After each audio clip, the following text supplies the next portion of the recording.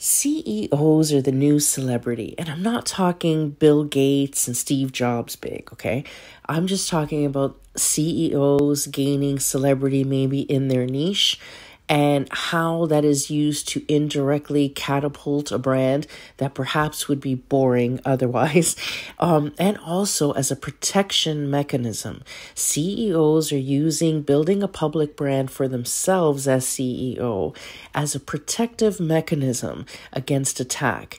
And it provides longevity and makes you relevant in the business world, even outside your space. You are listening to Black Ram TV's Gaining Ground. My name is Daniela Siggia, and I am Chief Strategist and Consultant at Black Ram Media Group. I'm also a creative director, busy gal, and I work with a lot of CEOs. They're probably my target market personally as a consultant and strategist outside of the world of politics. Okay, and actually business politics, really same Shark Tank, honestly. Just different kind of sharks. Okay, so we're going to talk about two CEOs that I think you should follow if you want to learn how to do what we're talking about today. And also we're going to talk about a cautionary tale of what happens when you don't employ this strategy or what could happen. And we're also going to teach you how to do this for yourself. So I'm going to break down what I do for my clients when they come to me from this space and how I would consult for them. So hopefully you can do this for yourself to grow at least big enough to be able to afford my services, and then we will take you the rest of the way. So I'm going to give it all to you today for free here on Gaining Ground at Black Ram TV. Okay, let's get started. First, let's talk about Let's break through a few resistances. If you're grimacing at any of this and you're like, I don't need to be a star. I don't have that kind of ego. I just want to build the company, and you're, in that world. Let's tell you what a PR agent sees when that's in front of me. I'm too cool to be cool. That's what that comes off as. So if you're doing that, stop. And it's not about, being a media whore. People will accuse you of that. So the people that are playing a lesser game are going to see you doing that, and you might hear that. Oh, so now you're famous. You're like Robin Sharma, or, they'll kind of tease you, and just get over it because they're never going to grow. So they're just justifying staying where they're staying. What you're doing is leveling up. And there's a strategy behind this. It's not about feeding your ego or wanting to be famous. It's none of that. Does it feel good? Sure. Of course it does. Can it be a bit addictive? Yeah, you gotta watch. But really what you're doing is now you're at a point of leadership. And in order for you to even become successful enough to be a CEO, there's certain integral things in you that are pretty awesome. You're probably very clever and intelligent and funny and inspiring, or people wouldn't put you in a leadership position. So you probably have things that can benefit even people outside of your direct circle. So if you're lucky enough to be so blessed, it's your obligation is to share that knowledge so that other people, should they choose, decide to grow with you. So this isn't about feeding your ego. So stop, getting mad at yourself or stop judging yourself and just allow yourself to shine, because you're inspiring people and you're helping people and you're helping your brand. And the bigger your business grows, the more jobs you're creating. All of this is a good thing. We've started to demonize success, and we demonize successful people. And that comes from a collective consciousness of scarcity. And we really need to move beyond that. And you allowing yourself to be part of the collective noise that's positive, right? And that's abundant. You're just creating more of that in the world, and it's your duty. So now that I'm done pontificating, let's give you an example of someone who's done this brilliantly and how they've done it. So Dax Da Silva. Dax Da Silva is a CEO of a company called Lightspeed, and they are a software company for POS systems, so glorified digital cash registers. Pretty boring, and it's a limited niche, right? So unless you're in retail, who cares? And nobody wants to hear it outside of the retail space. And they wanted to be, though, at the top of that little limited game. So how did they do that? Well, first they got their business, obviously, and product to an amazing place. So once that was done and the business was running like a well-oiled machine, Dax da Silva hired a publicist by the name of Bradley Grill. Now, he's been around a long, long time, and he used to tour with Cavalia and Pretty Schmancy, right? That's that horse show with ballerinas and acrobats and stuff, so it's pretty neat and, fancy. So he toured with them, and then he jumped ship and went to David's Tea when they were at the top of their game, and he eventually left them to join Lightspeed. And he left David's Tea when they were still doing very, very well. And it was not long after he left that things started to change for them. Coincidence? Maybe. But people underestimate the power of PR over and above advertising sometimes. As a matter of fact, Bill Gates has been quoted numerous times talking about how PR is a very integral investment outside of advertising. So you need to do both because they both do very different things. But the power that PR has can often surpass that of regular advertising. And when you're talking about a product as boring as cash registers, right, that really, really limits your audience. So while Lightspeed was doing the advertising they were doing about the product, and they did a fabulous job at that, and certainly invested resources in that, they also invested in PR guru Bradley Grill, and he would follow Dax everywhere. And remember how I said that if you're a successful CEO, you probably have amazing qualities? Well, and the problem is that only people in your immediate circle in the room with you at the time will ever witness it. Well, by having, Bradley in the room, he was there to capture all of these moments. And it could be as simple as a tight shot of, Dax's hand holding a pen, writing something, whatever, or him looking introspective, or him surrounded by people being very busy, and would quote him anytime he said something witty. And all of a sudden the social media got flooded with that. So you started to see that, wow, Dax is really funny, or he's really energetic. Look at how much he's traveling. He's really busy. He talks to a lot of people and he says really good things. He's an interesting guy, and I like his quotes on business or personal development. I might not be interested in cash registers right now, but I'm interested in business and personal development, and I like what Dax da Silva has to say. So that became step one. Step two, you started seeing Dax da Silva quoted in magazines, and then featured in magazines and podcasts and daytime talk shows, and giving speeches at conventions and traveling, doing special events and all this stuff. So this guy's, and the right parties, he's being seen at all the right parties with all the right people. And what all of this is collectively is called social proof.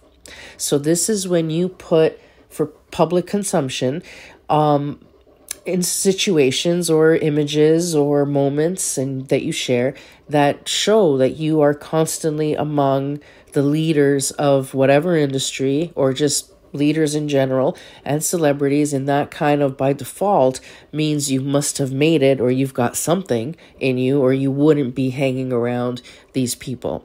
So just by who you're hanging out with, or where you're being seen or quoted or speaking, kind of proves to people your value without you having to say, hey, I swear I'm awesome. You know what I mean? This is where it's in your actions that people get to see it. And a PR agent is there to make sure that everybody sees what they need to see about you.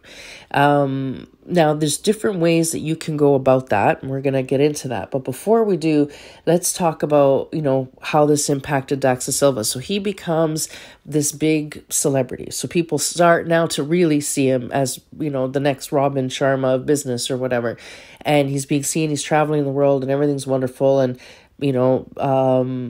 his PR is getting bigger. And so by default, Lightspeed starts to become bigger, because anytime you think of POS systems, if you're in that space, you're thinking of Dax da Silva, because in your space, Dax da Silva's everywhere, because that's what ends up happening is all these industry people from the same niche all follow each other.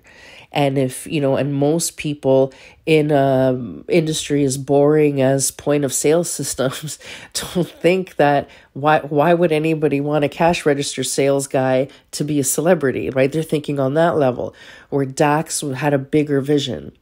So by inspiring people about business and development, he was in every newspaper in his niche, right? Because he was being seen everywhere, quoted everywhere. So he was the celebrity in his niche, which meant then whenever you did anything, if you were in that space and you were looking for point of sale systems, you might see 10 companies, but only one had the celebrity among them. So guess where you got your point of sale system? So now Lightspeed got so big, it's now global. They've got offices all over the world. And then last I heard, they were trading publicly. So bravo to both of them. Now let's talk about how building that celebrity status will also protect you as a CEO. And many CEOs don't realize how vulnerable they are, even if they're the founder of the company. You could be the founder of a company and the board of directors are, convinced for whatever reasons, whether they're right, wrong, evil, good, whatever those reasons are, they could decide that for whatever reason, it is convenient for you to be ousted. Even if you founded the company, there will be some asshole among you that at some point is going to think to himself, I could do it better. And I would have more say, I could make this better. And the CEO, I don't like him, or I'm jealous of him, or I think I'm better than him, or maybe you really do suck. Maybe they're right. But for whatever reason, they're going to decide that it's no longer convenient to have you there. And as long as they have enough votes, depending on your shareholders agreement, they could vote you out. So that is something that you need to prepare yourself for. Make it harder to mess with. So for example, if you become as big a brand, your personal brand, I'm talking, as big as the company you're building, okay, then it's harder to mess with because you become synonymous with the brand. So in order to convince shareholders to get rid of you, because that would be very destabilizing to lose a leader that is highly respected and is synonymous with the brand, right? So it's unlikely they will mess with you, first of all. But even if they do, it's going to be unlikely, or they're going to have to work really, really hard to convince anybody to get rid of you. And even if they do, and they do get rid of you, because that could still happen, again, depending on your agreement and your protections, if that happens, you can bounce back quickly. And actually, you could even grow from it. So let's talk about that. There's a CEO, again, to watch. Plant X CEO Sean Dollinger first started founding a company that people used to call the Amazon of cannabis. And they were early adopters in online cannabis retail, even just of supplementary material like gadgets and things like that. So anything cannabis related, these guys were it. And when legalization happened, they were one of the first, or if not the first, to automate getting prescriptions online. So you didn't have to travel to see a doctor in person. It was all done over the phone. So they just got huge in cannabis. And Sean Dollinger, CEO, there was conflict on the board and he was voted out. And it was all over the papers. It was a lot of negative publicity. There was some attacks, PR attacks on him. And he responded with class, truly. And he was a savvy guy. So as he was building Namaste Technologies, he was building his own personal brand as a business leader, innovator, CEO, and very well respected. Everything Sean touches turns to gold. And Namaste Technologies was at the top of their game when they ousted him, when he got voted out. So it certainly wasn't because he was having a negative impact on business. They were doing amazing. There was just, a shift in perspective. And for whatever reason, they did what they did. And Sean ended up deciding, how do I deal with this? And I remember watching that, as did a lot of people, when this hit the news, that started to follow him, that maybe knew of him before but weren't all that interested. But now that he was embroiled in this scandalous shift. Everybody wanted to see what he would do next, especially because he's a genius innovator, right? So what does a guy like this do when he seemingly loses it all? And then you realized soon as the story played out in the press that he didn't lose it all. And as a matter of fact, it left him open to do something even more dynamic where everything he learned as a CEO building Namaste, he was able then to put himself in a position to offer that support to other people wanting to get into the space. And it's a very hard space to get into. So if you're getting into it under the umbrella of Sean Dollinger, it's a red carpet. You know what I mean? So he was able to grow a great business. And if you follow him on Instagram, which I highly suggest, you see that he lives a phenomenal life. So he certainly didn't get hurt from it. So now I'd like to say in full disclosure, we do not represent or work with Daxa Silva, Bradley Grill, or Sean Dollinger in any way. So they are not clients. These are CEOs and professionals I've been watching over the years just because they are phenomenal at what they do. And they're great examples for me to point to people to. So how do you get yourself to that point, right? That you become synonymous with a brand and you're growing as big as your brand, maybe even bigger. And that indirectly is helping your brand. How do we do all of that? So I'm going to break down what happens when somebody comes to me in this situation.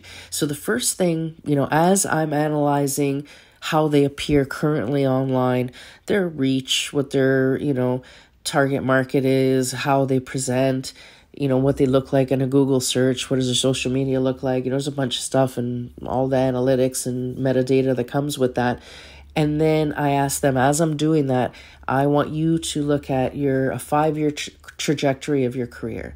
Where do you want to be in 5 years? What's your title? How much are you making? What does that look like?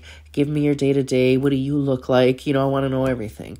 What's really important to me, and I think where I'm different than some consultants in this game is they'll look at you and they'll say, well, this is what people want right now. So this is what we're going to turn you into. And sometimes that isn't integral to who you are.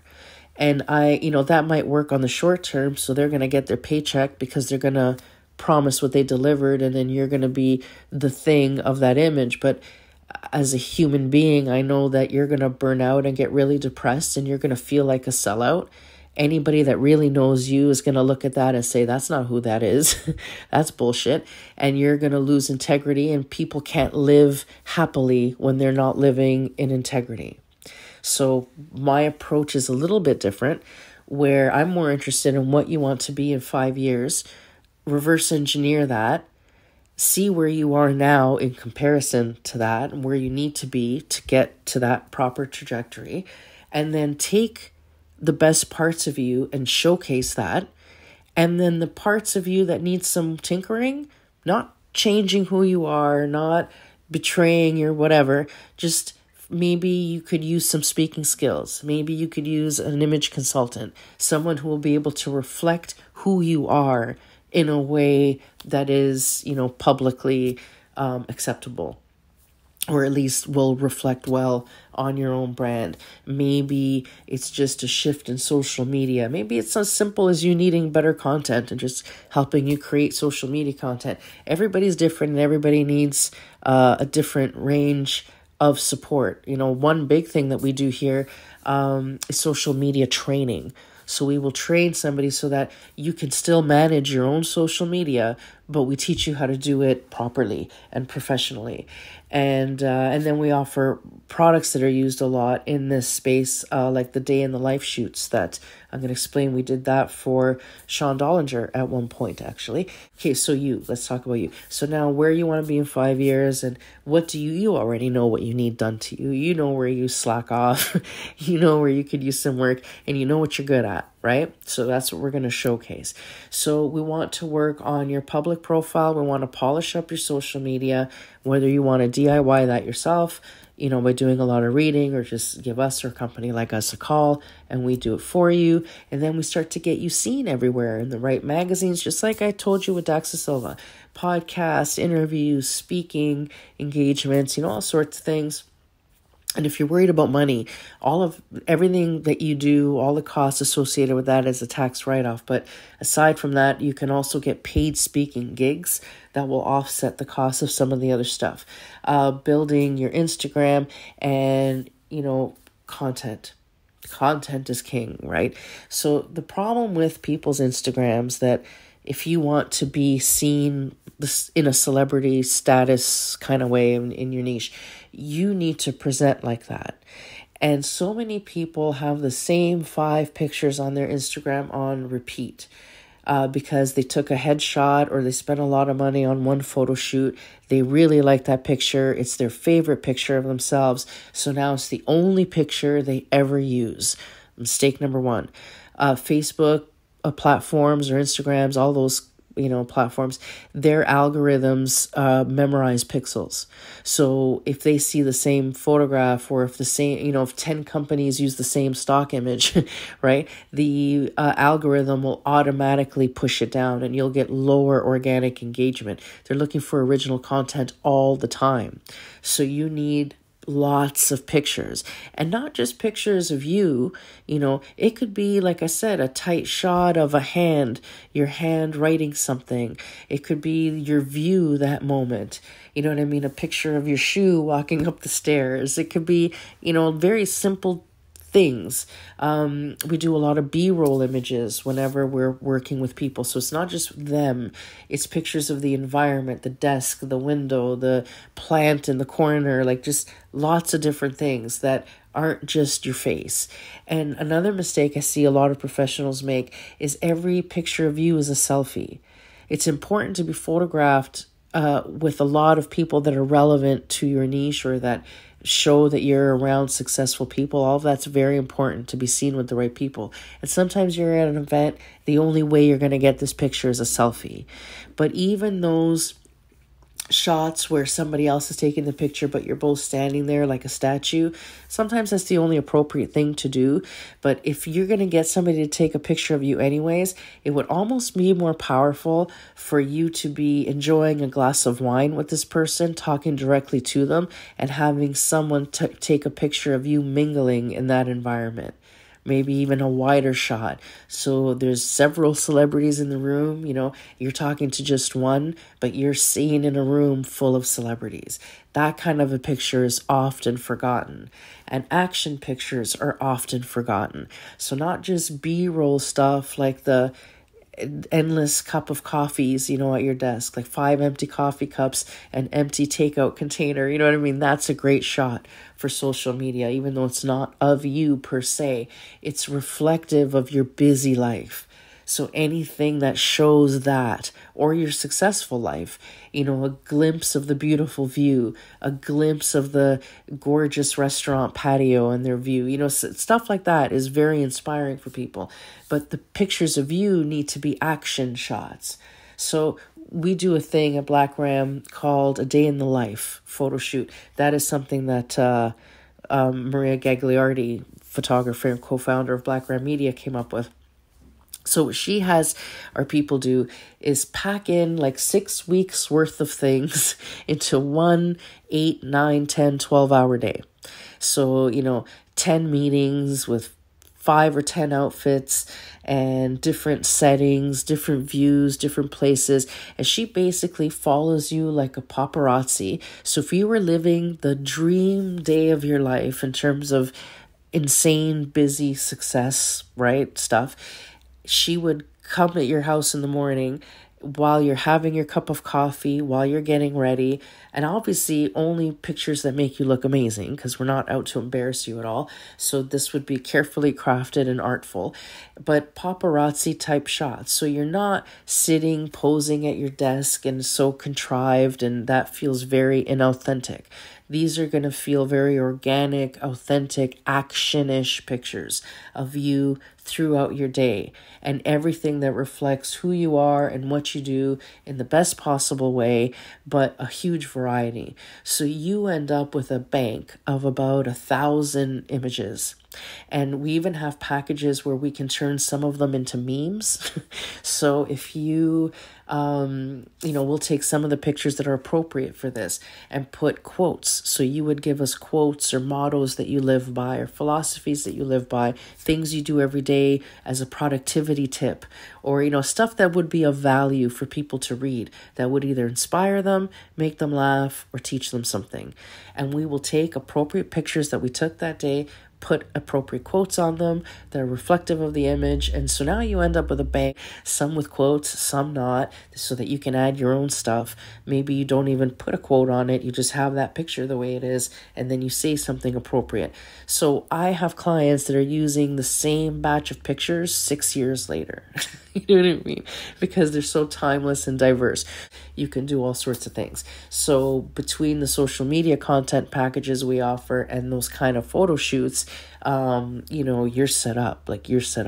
So one day, and you're getting everything you need to keep your social media dynamic and current and engaged and growing and positioning you, in a positive way, so that in between, there's less pressure on you to do your own organic content every day.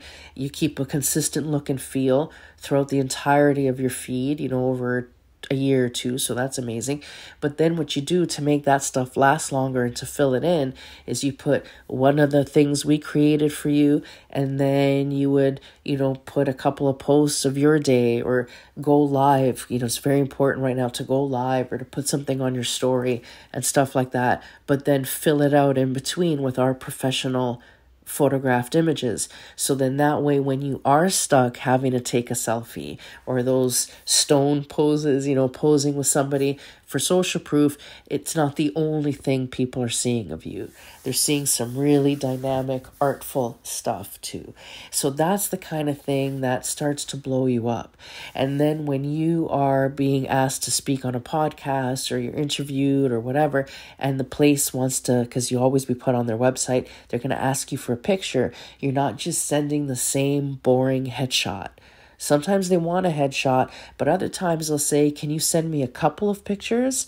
Man, that's gold, because then you can really carefully select pictures that show you not just contrived, but actually doing the things you claim that you do, surrounded by people giving a speech, or something like that. Really, really dynamic. And that's how you build your brand. And when you look like this polished, amazing business leader, you know what I mean? The new Deepak Chopra of business in your niche, that indirectly reflects on your brand. And as your brand grows, your shareholders are happy, your board of directors are happy, everybody's happy, So having the proper media representation and training and really executing it in a powerful, strategic way will catapult you. So take it seriously and invest in it and learn. Okay, that's my advice for today. I hope you find that helpful. I'd love to hear from you.